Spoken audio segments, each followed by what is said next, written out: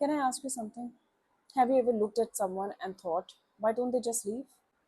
Leave the relationship, leave the job, leave the friendship, leave the place that has been hurting them so much for so many years. And then one day, you look into the mirror and realize maybe that person isn't someone else. Maybe that person is you. Maybe you have stayed somewhere long after your heart had already left. If that's you, then remember this conversation isn't about judging you, it's about understanding you. Because the real question isn't why do we stay? Instead, the real question is what makes leaving so difficult? Here's something fascinating about the human brain. It doesn't always choose happiness, it chooses familiarity, even when familiarity hurts. That's why someone can remain in a relationship that no longer brings them peace, or maybe keep working in a place that drains them every single day. And this is not because they enjoy suffering, but this is because the unknown feels even scarier. Imagine you have lived in a dark room for years. Someone suddenly opens the curtains. The light will hurt your eyes, not because light is dangerous, but because darkness became familiar. Sometimes our unhappiness becomes a comfort zone.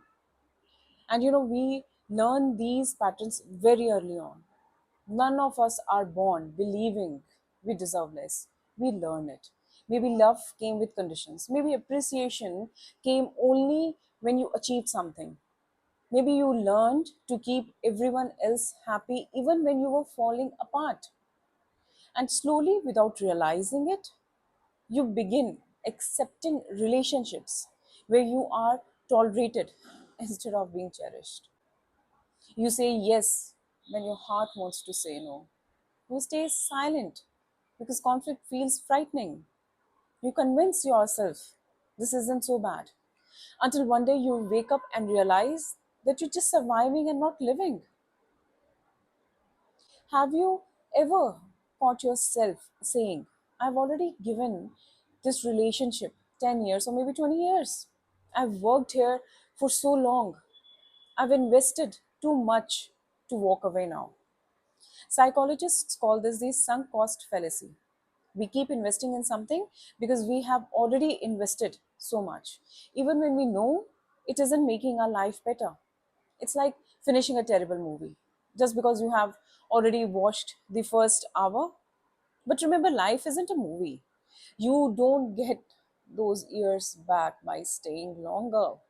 Sometimes walking away isn't giving up, it's refusing to lose even more of yourself.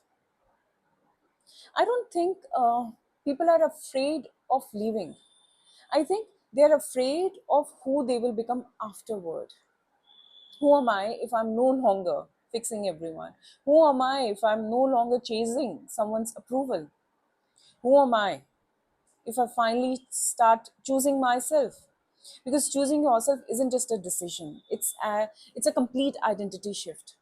It means believing maybe you deserve peace.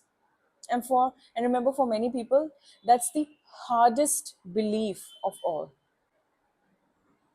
There's a beautiful teaching in the Bhagavad Gita that has stayed with me for quite some time now. It reminds us that there comes a point in life when no one can do our inner work for us. People can only support us, they can love us, they can guide us.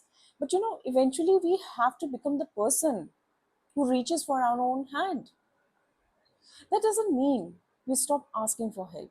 It just means we stop waiting for someone else to save us. Healing begins the moment we decide that our peace matters too. So today I don't want to ask you, why are you still staying?